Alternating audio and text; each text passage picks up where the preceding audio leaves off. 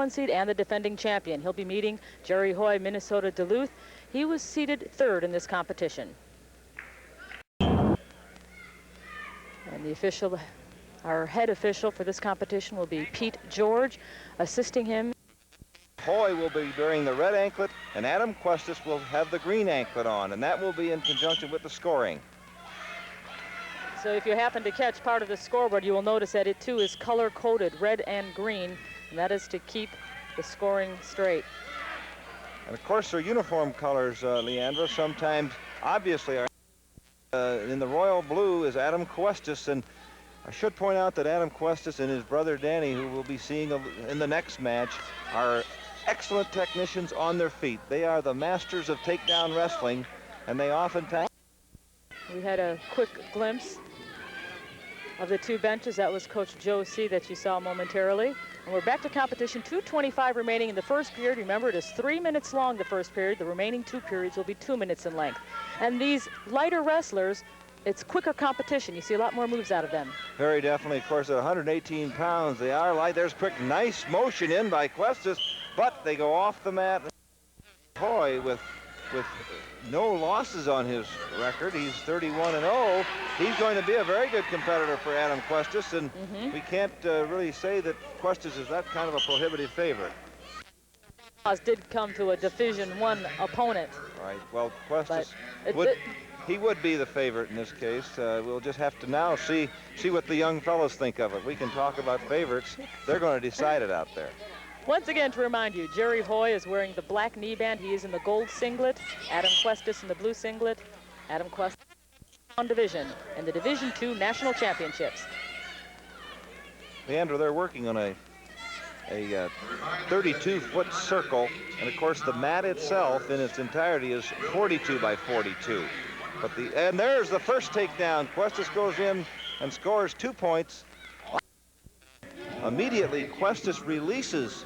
He didn't try to stay on top and turn Hoy. When he does that because he says, I am better on my feet and I'm going to take you down.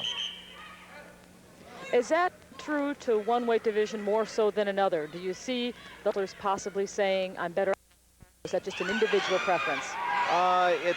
Ooh, look at Hoy now. He had Questis in trouble, but he ran out of mat. He didn't score, but if that would have been in the shape that was allowed technically by Adam Questis. We were making a point about whether or not people prefer to wrestle on their feet. Yes, I would suppose that it's a little bit more in the middleweight wrestlers. But sometimes some of the heavyweights decide to go that way, and that's where it goes back to the individual preference. Now you watch Questis. He's very, very good with what we call head leads. He will go up on Hoy's head and use a kind of what we call a head snap or a snap down. Again, they're off, but after the whistle is blown.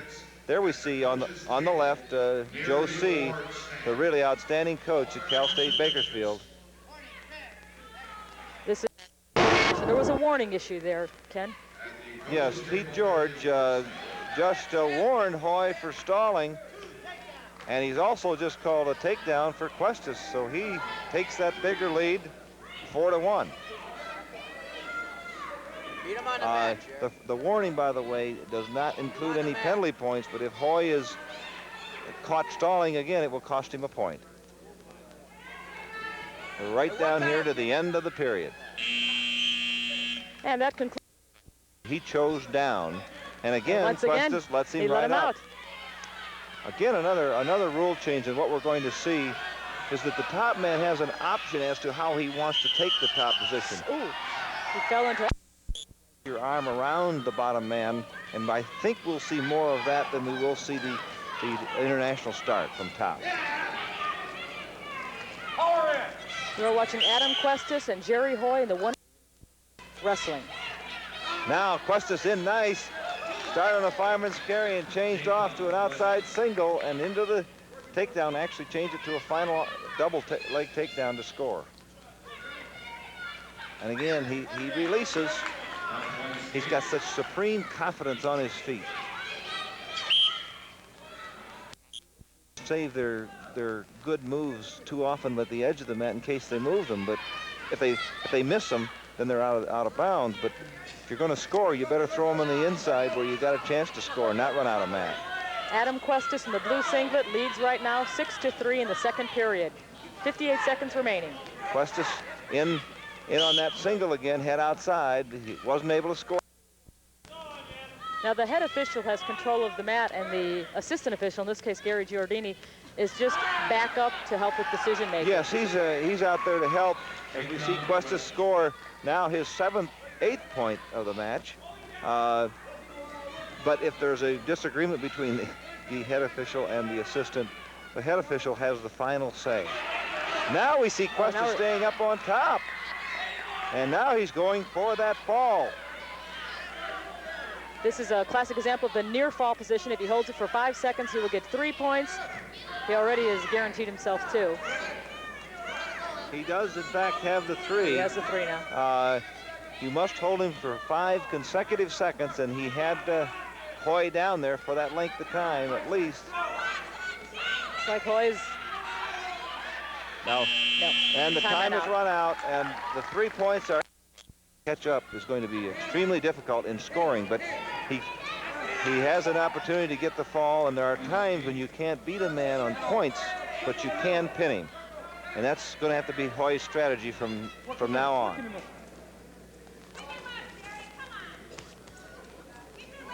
Questis attempted a double leg. He actually started out a little bit too far for that and wasn't able to make it work.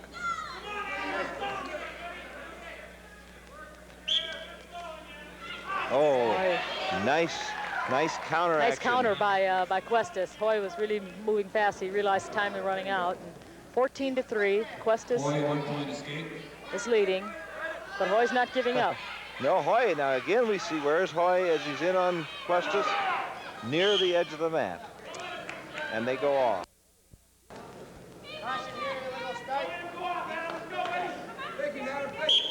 You just heard referee George say caution here. That here was to Jerry Hoy. He assumed an illegal starting position, and again, it doesn't cost him a point this time, but again, it would the next time if he did it again. Oh, hey, Hoy, he's close to scoring a takedown, and there it is for his first takedown of the match. And it is in the center of the mat. 14-6. Hoy still trailing, although he is in control at this time. Now he's got to try and turn Adam Questis. Well, he still has control. Now there we see the traditional folk style start. And now he's got to try and turn Questis, but he's really not having much success in doing it, even though he's still in control technically at this point. He only has 47 seconds remaining, and at this point he'll have to go for a fall. I don't see him having enough time to accumulate points, so he's giving it all. Jerry Hoy, Adam Questis. Questis leading, but Hoy not giving up. 1 inch. And we're winding down, and Adam Questis will defend his championship. That's it. 1 second. That's it. The buzzer sounded, and Adam Questis is now a 2-time national champion. Don Stevens and Dan Questis, yes, they're related. Don Stevens hails from SIU Edwardsville, seeded number 2. Dan Questis from Cal State Bakersfield, seeded number 1, the defending national champion at this weight division. Bakersfield wrestler has won that weight. Again, an indication of the fantastic domination by the Cal State team. And here we have the defending champion in Dan Questis on our left. And Dave Trotter is the referee, the head referee here, and he cautioned Don Stevens, I believe. Yeah, Don Stevens in the red singlet, Questis in the blue singlet. Scoring will be blue and green, green being Questis, red belonging to Stevens. Right now, no score, 2:38 left in the first 3-minute period, 126-pound division. And at this weight, oh, a beautiful double leg takedown by Danny Questis. 2 points. And 2 points in this weight class, although they've won. This is really more of a turning type control wrestler on top than his brother Adam. Danny Questis in the blue singlet. Don Stevens is a business administration major at SIU Edwardsville. He's a sophomore. Dan Questis is a senior, a little bit more experience in this competition. Familiar with both these young men. Don Stevens was a former Illinois high school wrestler and won the state high school championship 2 years in a row. Carl Sandburg High School. I hail from those parts. Not quite Carl Sandburg, but from Illinois. Now Questus working the outside. Oh. Neither man able to score on that flurry of action. 1:35 remaining in the first period. 2-1 is the score in favor of Questus.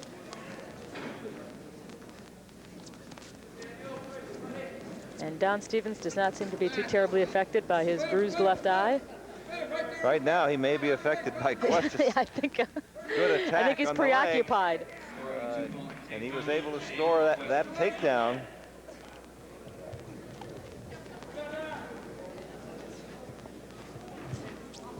Time, work, honey.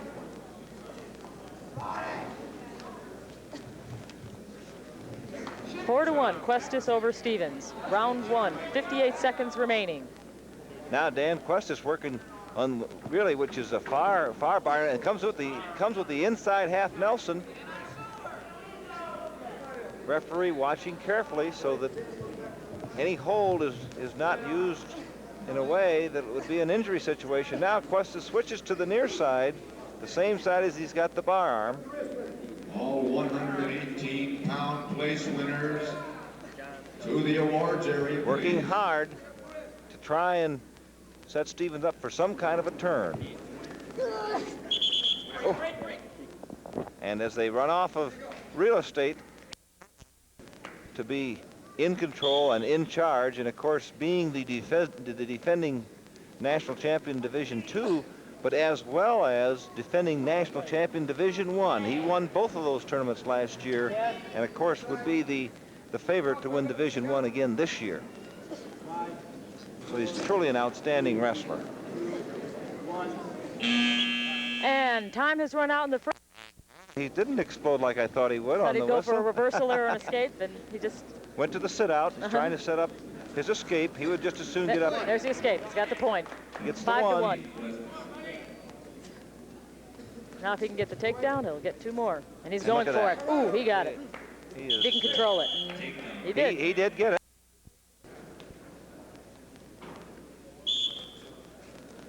And we almost have a reversal here. Now Questus regaining control.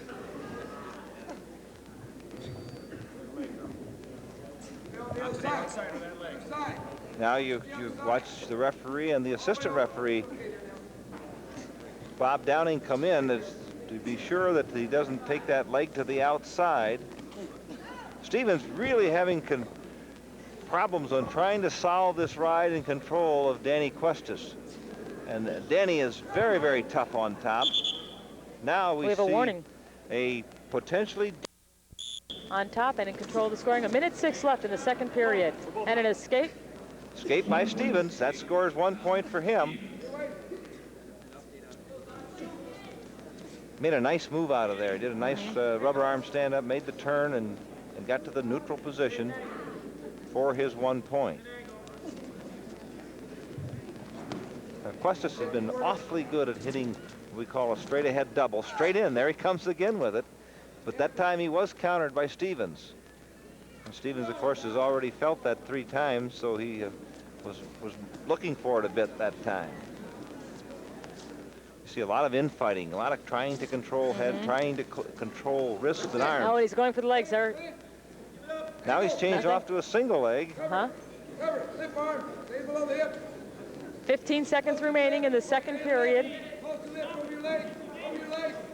And there it is, the takedown. 7 seconds remaining, 9-2 is the score. Remaining, 9-2. Danny Questus with the lead. And I don't think he's going to score any points there. No. He did not. 9-2 is the way it ends. 1 period still remaining. Larry Christoph is sitting in his young man's corner, looking rather calm. As is Joe C. I'd have to say both coaches right now are very calm. Usually they're a little bit more emotional. Well, generally when you've got a 7-point spread, the calmness might set in a little bit more. 9-2, Dan Questus. in this match. Third and final period. 9-2 is the score. Danny Cuestas over Don Stevens. 126-pound weight division. Division II National Championship at stake here. Okay, here's the 1-point escape by Stevens, and he gets a little closer. It's now a 6-point difference with the Cuestas ahead 9-3.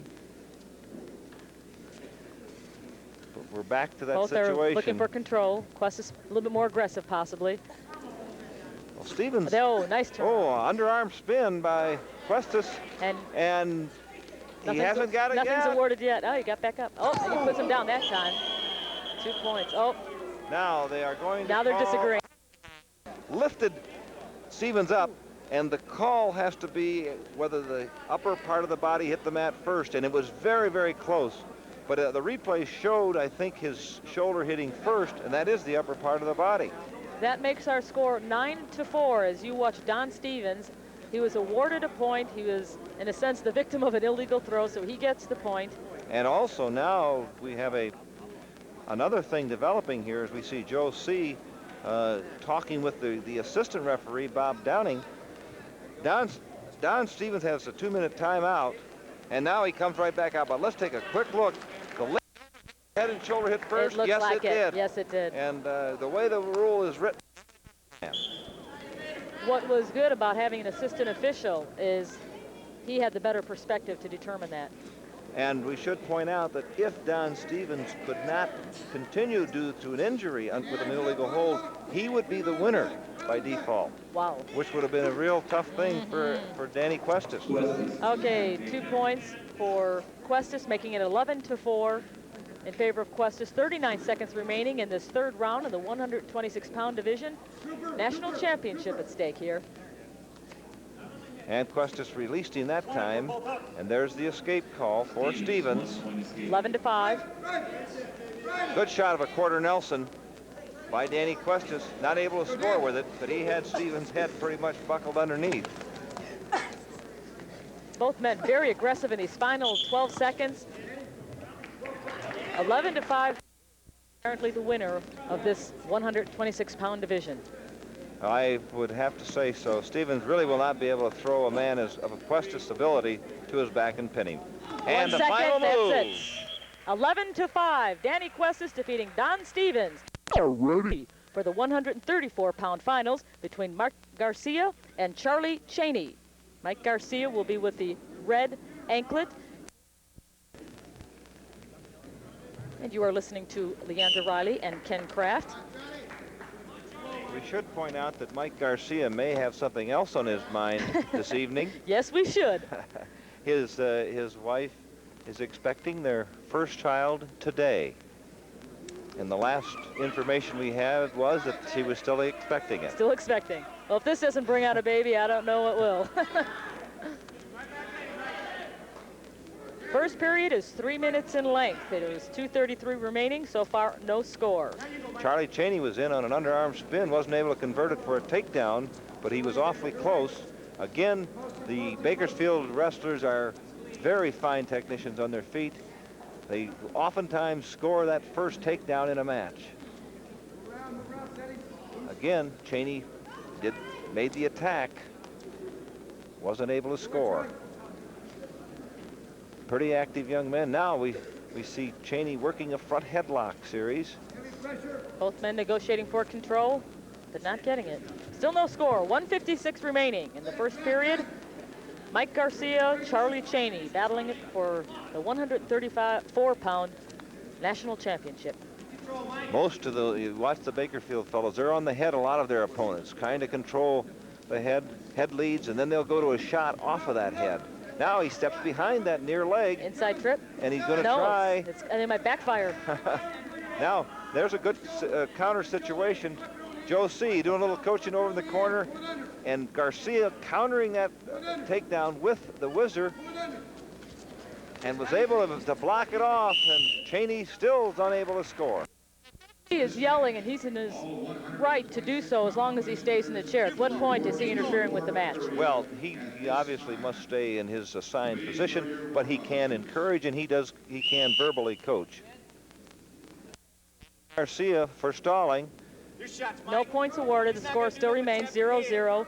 Les Gatterow yelling encouragement just like Josie. Les Gatto, of course, yelling to Mike Garcia in the red singlet. Yeah, the international does not allow the coach, international rules does not allow the coach to yell anything from the corner. But of course, in international wrestling, they have a minute break where the wrestler goes back and he can coach during that minute break. There's now, look at Cheney with a lot of pressure on that arm, and he does score the takedown. 2 points, 2-0. In favor of Charlie Cheney over Mike Garcia. Charlie Cheney, one of the 7 competitors for Cal State Bakersfield. Another point about the Cal State Bakersfield, they did not lose a match in this tournament until the 167-pound semifinals, so they went all the way. So we're going to see Cal State Bakersfield right from 118 up to 167. Mike Garcia escaped, so he scored a point, and that's how the first period. 25-1-1 is his record. So he hasn't tasted defeat only but one time this year, and now he's behind in the score and on top in the position. And he wants to go to work on Charlie Cheney, driving that head and shoulder to the mat. He's trying to work up a near wrist series. Releases the wrist. Oh, he's going to work what I call kind of a gamble move. He's walked in the inside of Cheney, and he's lost control virtually. Still, theoretically, he does have control technically right now, but Cheney is going to get a reversal, and there it is. 4-1 is the score in favor of Charlie Cheney, adding that reversal in, and Cheney is on top now. The best finish that Mike Garcia ever had in a national championship is 4th, and that was last year, so already he has bettered himself. He will at least finish 2nd, but he's going for kind of a near side headlock, and you can put a man on his back, but you usually wouldn't do it only behind 2-1. 4-1 is the score. 50 seconds remaining in the second period. Charlie Cheney on top of Mike Garcia, 134-pound weight division. Garcia's going to have to. There, he sits outside looking for the switch. He gets the escape, though. 4-2 is the score. Garcia is still behind at this point. Now, Cheney really goes to work on his opponent's head. He's into the forehead a little bit, trying to set the man up just to take away his concentration for an instant. Then he can hit that takedown. Garcia working the underhook on the right side. Now underarm spin by Cheney. 9 seconds left. It's close as they wind down here. 5 seconds. Still no award. Garcia's trying to block off that's the it. counter, and he does. 4-2 at the end of 2 periods. And if we get into the third period, oftentimes. Physical education major. Garcia also a physical education major. Both of these youngsters, I'm sure, thinking in terms of going into the coaching profession when they finish their college work. And being a national champion would certainly add to those coaching credentials, as you well know, being a Big Ten champion. Garcia's getting a nice first move, but he's not following it up with a second and third move. And consequently, Cheney is maintaining control in what really is a close match. If Garcia is able to score that escape, it's a 4-3, and the takedown could give him a lead if he were to score that. But now Cheney's really locked up on that near arm and tight waist. I think he's going for a near fall.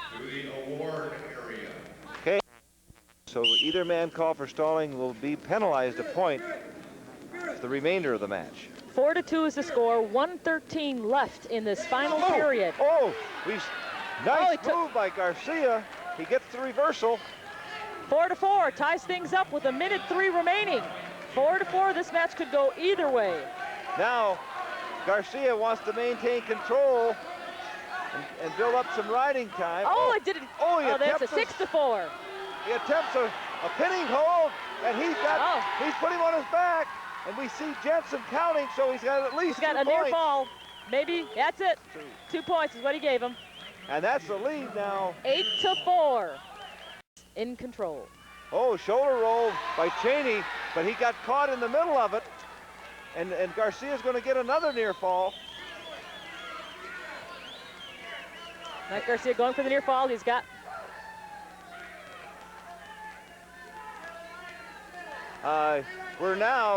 Garcia's looking in great shape right now with only 15 seconds remaining in the third period, and he has more near fall points. So he is looking as if he's going to be that national champion. Looks like he's going to do 3, 2, 1, and the period is over, and we have a national champion from the 142-pound finals between Mike Langlis of North Dakota State and Steve Nickel of California State Bakersfield. And we've certainly seen a handful of these gentlemen from out west. the Cal State Bakersfield Roadrunners, and boy, they've been running pretty well. And there's Steve Nickel's season record. He's 39 wins, 8 losses, and 1 tie coming into this match. This is the first period. It is 3 minutes in length, and to help you identify our wrestlers, Steve Nichols in the blue singlet, Mike Langlis in the green singlet, and if you can't quite tell those two colors apart, Steve Nichols happens to have yellow knee pads on. That might help you out. Right there, follow up.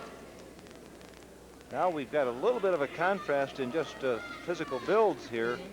Nickel being the taller, rangier wrestler, and of course, Langlis, I would have to describe him as more of the fire plug build. Broad shoulders, a lot of muscle, and they're only 142 pounds. Well-distributed weight. And 2:15 remains in this first period. The gentleman will return to the center of the mat. Still no advantage, 0-0. Some people may ask, well, is it an advantage to be tall and lanky or to be short and stocky? Very honestly, this is one of the great things about the sport of wrestling. You can take your body build that God gave you and make your own style of wrestling based on what your body build is. And there we see the first score by Langlis as Nickel actually made a mistake. He lost his balance, and Langlis capitalized. 2-0 is the score with 1:48 remaining. And apparently Nickel hurt himself in that flurry. I believe he hurt that knee a little bit, yes. As he went over backwards, I believe he did just stretch it a little. But to talk a little bit more about body build, as I say, the sport of wrestling allows one to pattern his whole style of wrestling based on length, strength, whatever. And I think that's one of the outstanding things about the sport itself, because anybody, no matter what build, can be a great wrestler if they want to work at it hard enough. And we certainly have seen the extremes and body types go on to be great champions, starting with Chris Taylor, the late Chris Taylor, working all the way on down to the lightest 118-pounder and less. Okay, apparently Nickel's okay. And we're back to action. 1:40 remaining in this first match. 2-0 is the score. And Nickel just scored his escape. So 2-1 is our score now. Nickel on the bottom half of that scoring situation. 1:29 left, and both gentlemen still negotiating for control.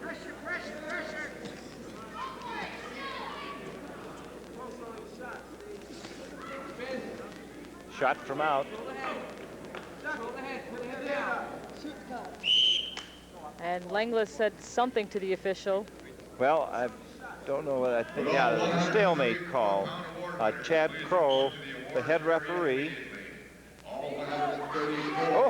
Oh, Langlis just, boy, he came on in there. That was it. 4-1 is the score now with that takedown. Well, that was what you have to call a very aggressive attack by Mike Langlis, and it scored for him. So it's almost as if he's been waiting to feel him out and just pop that on him. Nice surprise move by Langlis. 1 minute left in the opening period here in the 142-pound weight division. Langlis on top, and Langlis leading in the score, 4-1. And Langlis is kind of now, he's using what is often described as the Bakersfield style. He really didn't try to ride and control very much there. He scored 2 takedowns, so maybe he's going to score his 3rd and 4th, he hopes. Quick points. And again, that's a 2-for-1, obviously, the takedown being worth 2 points, the escape is worth 1. So if you can trade that throughout the match, you should be the winner at the end. It's worth it. 4-2 is the score, 28 seconds remaining. Langlis obviously feels he's a better wrestler on his feet to get those takedowns. And there's a warning. There's Bucky Maughan, the coach at North Dakota State, been out there many, many years.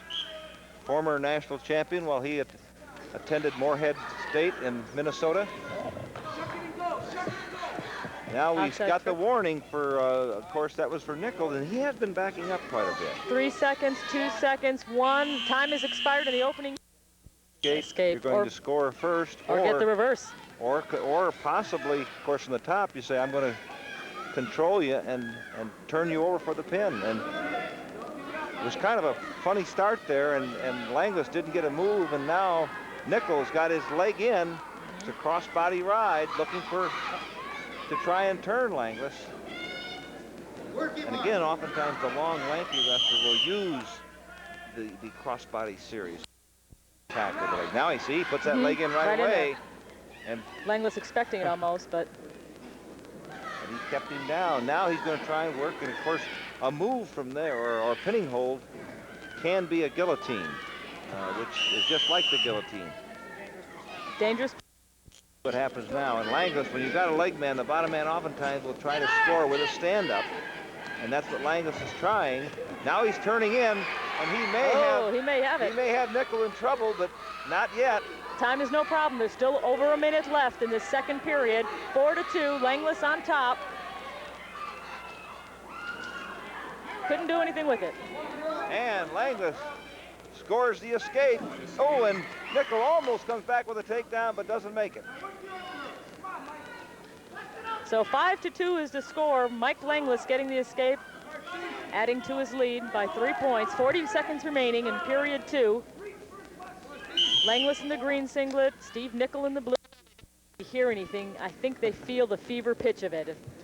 Well, when you're wrestling for a national championship, there's all kinds of motivation there, and sometimes they can think too much about it. But tonight, these wrestlers have been coming out and really firing, and really don't seem to be uptight like sometimes. I was say a lot of composure here for really a national championship. We haven't seen a real bad case of the jitters. Okay, 5-2 is the score. 12 seconds remain in the second period. Mike Langlis on top. And they are counting him down. You can hear the official timekeeper. 3 seconds, 2, 1. And time has expired in the second period. National start into a controlling ride. Of course, all these wrestlers have qualified for the Division I championship, Leandra. So all these fellows that we see here will go on to the Division I national championship to be held at Iowa State University in mid-March. So there are 20 who qualify, 7 wild cards or at-large bids that are awarded, and all, as you said, all of these into our 10-weight divisions, all will advance. The wild cards, those that have placed third, 7 of those third-place winners. Oh, and Langlis, a nice action by Langlis. 7-3 is the score now. Langlis getting 2.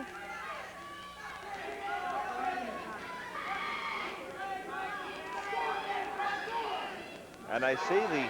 Oh, they have taken the points away. It is now 5-3. I see referee Crow and his assistant, Ted Harris, in this case. Now I think they've finally given the takedown. So now we're back at 7-3. It is 7-3. 52 seconds remaining in this entire match, in this third final period. And that will happen at times, but the referee will call, and they seconds. Third period, 7-3 is the score. Langlis leading. Well, it appears right now, of course, that Langlis has this match under control, and he really has Nickel under control. This could be it. He's near fall situation. He's got it. Our first pin this evening, Mike Langlis. Here, see Steve Nickel almost in an escape, but Mike Langlis gains control, really puts his body on him, gets him in the near fall situation, and then you can see the official sliding in to get the right angle, and it looks like our camera's in the best spot to see it. Both shoulder blades must contact the mat. Official's right in there, and there you can see it. And he hits the mat. He did it. Mike Langlis pinning Steve Nickel. Our first fall. Defending champion Perry Shea of Cal State Bakersfield, also the #1 seed, takes on Kevin Newsom, #2. And the #2. So 39-3. He's from Vacaville, California, which is just up from Oakland. His major is financing and accounting. Wrestling is Perry Shea. Perry Shea is a physical education major, and their outfits are a little more difficult to discern. In the blue singlet with the green anklet is the Cal State Bakersfield wrestler Perry Shea with the red gym shoes and the purple singlet. Wearing the red anklet is Kevin Newsom. And their headgears are a little bit different in color with the blue headgear. Perry Shea not only won the Division II championship last year, but he also was a very strong contender for Division I and finished third. And there's a headlock by Shea. He's put Newsom on his back, and he scores a takedown. 2-0. Shea taking an early lead. 2:15 remaining in this first period. And he didn't mess around. My goodness, he went right for the and he's got also near fall points, so he would take the 4-0 lead. Wrestle. And I see Newsom was going for a quick move, and he is. He did it. And he gets the one, and Perry Shea has a, I don't know if we'll see him throw it, but he's got a very nice inside trip bear hug move. And we've seen him in the tournament score with that move. In fact, he was down in the semifinal match. Remember, Leandra, he was behind 7-2. He came back real strong. In the third period, he came back to win it by a score of 11-7. Now Newsom's coming in, attacking on the leg. Shea counters. 4-1 is the score. 1:28 remaining in this first period. Perry Shea and Kevin Newsom battling it out for the 158-pound championship. And in the background, you see Gary Giardini refereeing this match, and he's out of Rockford, Illinois. And we're not seeing much control here, and the officials are saying, go. Just look at these two fellas side by side. Look at how long his legs are. What a difference in leverage we're seeing. Yes, again, he's one of those long, lanky. Oh! Flying mare attempt by Shea, again, which is oftentimes a Greco-Roman move. And Perry's wrestled a great deal of international style wrestling, but that didn't work for him, and he's now trying to hold Newsom off from scoring. Newsom right now on top. Are they going? Newsom and Shea both had outstanding semifinal qualifying matches. Now we see Shea turning it around. Newsom now is trying to go behind that leg. He's hooked behind Shea's leg, and Shea's kind of on top, but neither man has established control. You see Giardini indicating that action is not taking place, and it's a stalemate. Again, Shea leading with 6 seconds left in this opening period in the 158-pound finals. There's that inside trip attempt. Trying it, no good. But it didn't work that time. Attempted stand-up by Newsom. If you're not into wrestling, when we refer to the inside trip, it's when one wrestler actually puts his leg in between the two legs of his opponent to knock him down, as opposed to wrapping his leg around the outside. That is why it is called the inside trip.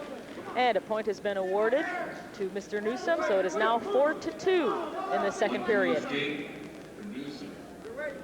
Now Kevin Newsom's going to have to get something going. Of course, he was taken down and put on his back for those 4 points.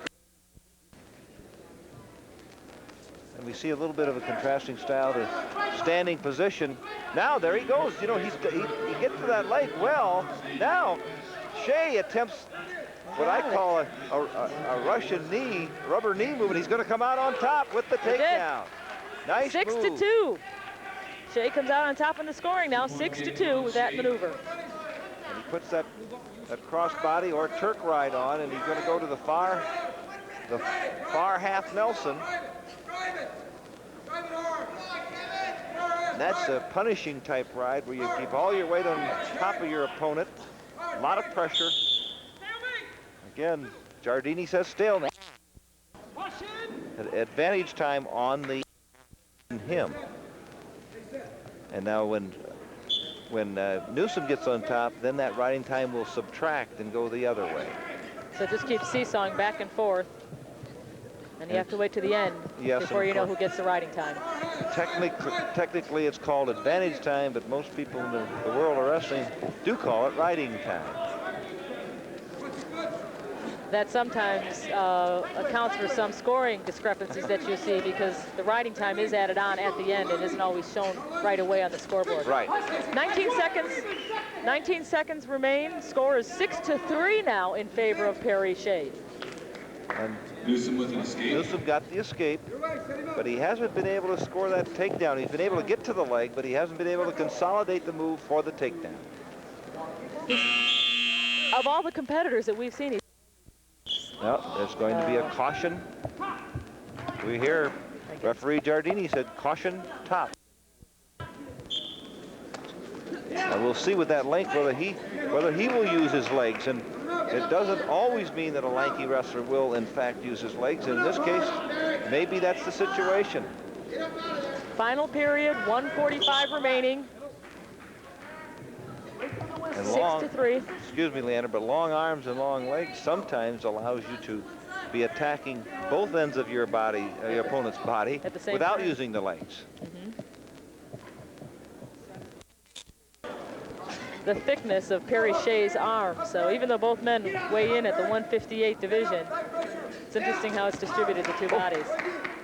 Spiral ride put on, and a nice explosion by Shea. He wasn't able to score with it, and now he's got to try and solve that ride, that near wrist ride of Newsom. Now he's gotten to his feet. He still has to break free to get his escape.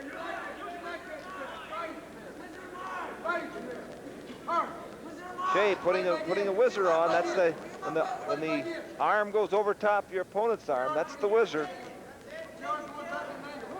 Well, what an even match we have here, and I want you to keep. Nice try. You think you got coach's clout or something? I just asked the question. Spiral ride by Newsom, but he's got to do more than ride now. Even though he's canceled. Oh, the bottom man, Shea is warned for stalling. He hasn't been penalized. So now I believe they've both been warned, or is that the only warning we've seen for stalling? We had a caution on Newsom. Caution, that was it. No warnings, warning. okay. 37 seconds remaining, 6-3. Perry Shea is leading. But right now it looks like Newsom is causing all the action here. Newsom is really the aggressor. And oh,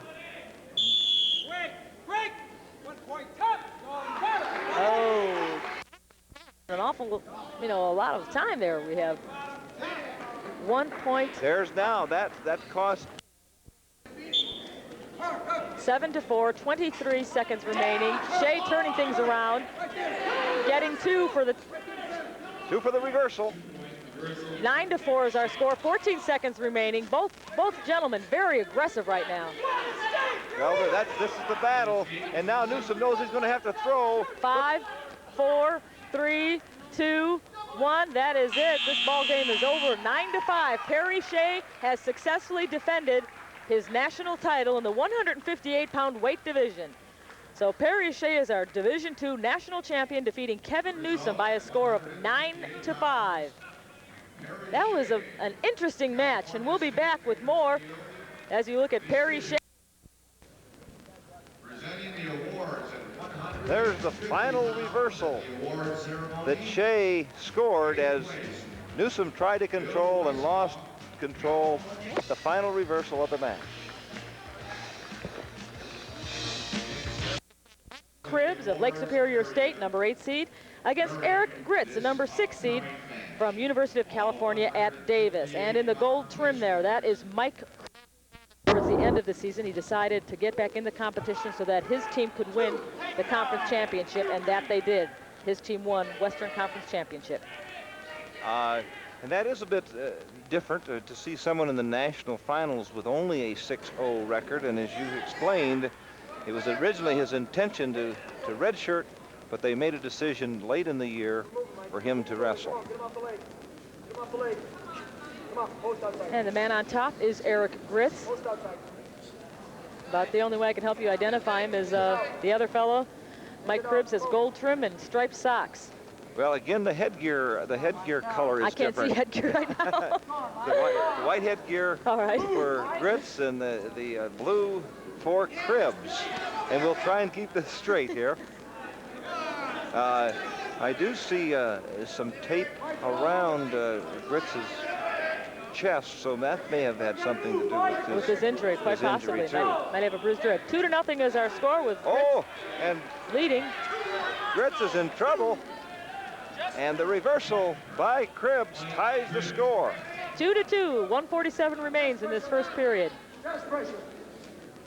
And right now you are seeing Mike Cribbs of Lake Superior State on top. He's the one who just scored that reversal. Get the ball right. Break the leg off. Break his leg off. Take that leg off. There you go. Now, Get back. Get back. Gotta go up the elbow with that if you want it. Gotta get it. Cribbs coming up there a little high, and of course, when you're going to try and turn people and pin them, you got to be somewhat of a headhunter, and he got a little over anxious, but he's still maintaining his control. Wants to free his leg. He's got his leg in front of Gritz's leg. Official says stalemate. Referee Bob Downing He is called putting the stalemate. Mike Cribbs up. There's Coach Jimmy Fallis in his 8th year of coaching at Lake Superior. Eric Gritz in the down position. Now attempting to go outside, and he's got a reversal. Got it. So 4-2 is our score. Looked like an escape at first, Leandra, but and boy, then he just continued right behind and got the 2-point reversal. It almost looked like Cribbs led him. It was just like a moment pause there, as you mentioned.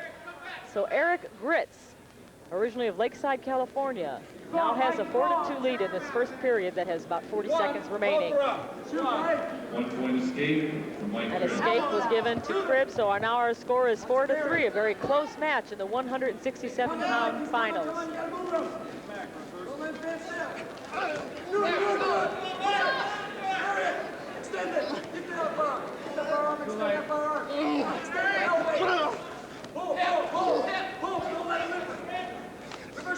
Mike Cribbs still on top at this point. 4-3 is the score. Cribbs is behind in the score right now, but he's on top. And 30, that's it, our time is up in this first period. Gritz has sore ribs. Eric Gritz right now has the lead, 4-3, second period just beginning. Of course, those ribs can bother you at any time, but even if you're down underneath, that guy's going to put a tough ride on you. At least Gritz is on the top position for this second period. Oh, attempted guillotine, and boy, Gritz didn't get any bit of it, but he still maintains control. 4-3, still our score, 1:29 remaining. Now second period. he's cut the head underneath, but referee Downing says there was not a reversal. And here's a rather old move, an attempted 3-quarter Nelson by Gritz, and it slipped off, and that's one reason it's old. It doesn't work so well anymore. I'll tell you, Gritz is going to have to battle it out. So Gritz is still on top, Cribbs on the bottom. Gritz has the lead, 4-3. Cribbs attempting a roll, which hasn't worked very well for him, but he's tried it every time. Now, oh, boy, I call that a bit of spaghetti wrestling. You got arms and legs, and you don't know who's got I was about to call that a control. scissors, the way he almost had his head. There's the near side cradle. Now, if he gets that locked, and he can reset his shoulder point. That's it, he's got him over. No, but it was a roll through. Yeah. And he's in trouble now. Mike Cribbs on top. Scores 5-4 in favor of Cribbs. And he's got him in big trouble. If he can scoop that arm up, if that right arm goes up, that'll lever the blade down. Plenty of time left, 23 seconds. Gritz has got to get out of it if he's... It looks like the fall. Apparently that near shoulder blade is still up just a little bit. It's got to have both blades down for 1 second, and that's the ball. That's it. 10 seconds left in the first period, 2:50, or rather 1:50.